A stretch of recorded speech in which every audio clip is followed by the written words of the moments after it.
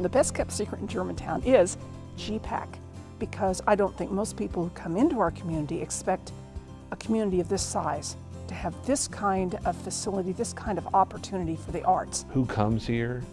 The best.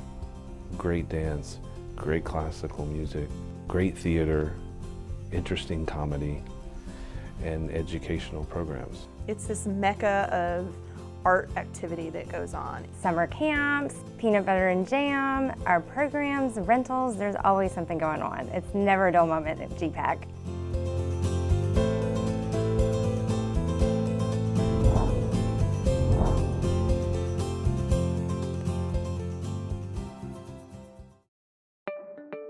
In the very, very beginning, how this whole place got started, there was a small group of people.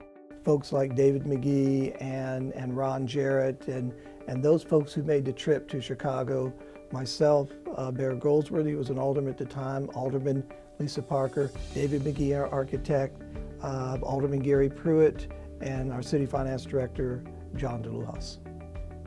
What a better opportunity than having a group of ladies involved in what is now known as the GPAC Guild. They were there from the beginning. Milton Schaefer, Uncle Milton, who has continued to support us and to guide us and to mentor me, and I'm certain Tanya, and I know Albert.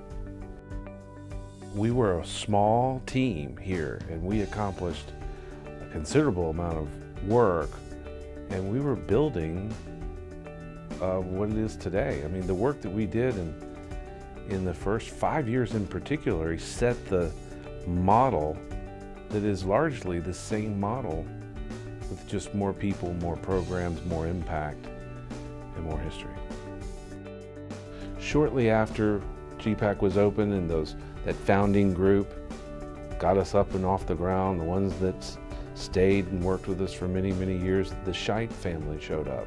Rudy and Honey will forever be an integral part of our success and our future, without a doubt. Tanya Castroverdi Moskalenko, her era here at GPAC, the growth of a variety of programs was tremendous. Mayor Goldsworthy has been here the whole time. From the very beginning, even when you start with a headliner like Ray Charles, you still don't understand what this place is going to become. And those first few years was a steady introduction of people that we just never imagined would be coming to Germantown, Tennessee to entertain us, to bring the most incredible arts experiences to us. There have been at least 400 performances, and I could narrow it down to maybe 60 of my favorites. It's always hard to pick favorites, especially when you think about 20 years. Ailey, without a doubt, the very first Ailey performance. Albert said, "Paul, you gotta quit running around. You can't go to backstage and you can't worry about this, that, and the other. I'm gonna buy you a seat and you're gonna watch this show. And what is it? It's modern dance." I'm like, great. I'm like 25 years old. I was moved and floored, and it was incredible, and I have appreciated and liked and soaked up dance in all forms ever since that day. Tanya Perez Salas with, I can't remember how many tons of water were on our stage. I mean, that was an amazing moment to see dancers splashing through water on the GPAC stage. We had Jonathan Batiste last season. He came out into the house and started standing on tops of the backs of the chairs, but it was an electric atmosphere that he produced, and I don't think there was one person that left out of this house not having a great, wonderful time that night. I remember when Stomp came, I'd never seen anything like that before, and I believe that was its first U.S. tour. Performances that go to New York City and San Francisco and Los Angeles come here.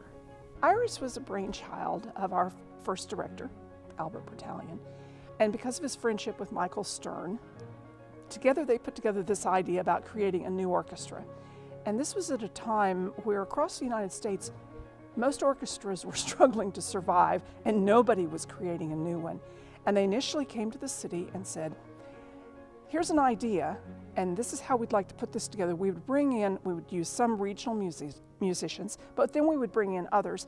And what we're really looking for is new and rising talent in the orchestra, and then to bring in very noteworthy guest artists with it, and that this would happen at GPAC. Sometimes the ensemble was small, sometimes it was much larger, but no matter how big it was or what they were doing, it was always extraordinary. And Iris is a wonderful outcome from the creative minds that understood what could be accomplished, in this case, in our environment.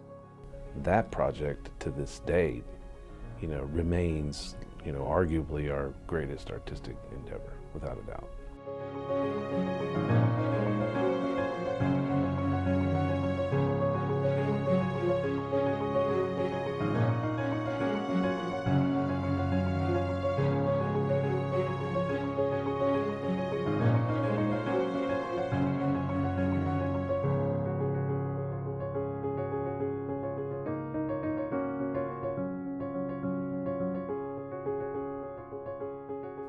GPAC could not exist without the support of this huge spectrum of people and organizations that understand the importance of arts in the community.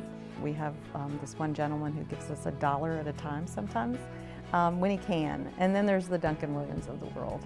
The generosity of an organization like Duncan Williams and the man behind it himself, Duncan, who truly believe in giving back and very valuable to us as we move forward into our next 20 years and beyond. It's huge. It's huge not because our hall is named after it. It's huge because it means that people are investing in what we're doing. They believe in us and they're going to put their dollars toward that. And I think that will make other people excited about that as well. You can enjoy the world's great music on all sorts of recording devices, but none of that is the same as being in the same environment where only a few feet separate you across the footlights from the person or the persons working so hard to communicate to you the essence of their heart and soul. For anyone new to our community, this is an opportunity that I would hope that they would do much sooner than later. And I would hope that they would find the same enrichment and enjoyment from it that all of us who've been around for a while would experience.